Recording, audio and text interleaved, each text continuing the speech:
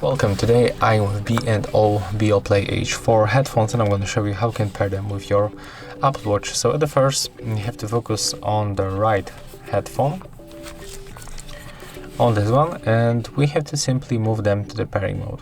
So take a look. We have to click and hold this button until this indicator lights up, and then click and hold these two buttons until indicator moves to the Bluetooth, to the blue color. Right now when it's blinking, you have to go for Apple Watch, and go for the Bluetooth on the settings, enable Bluetooth by tapping on the switcher,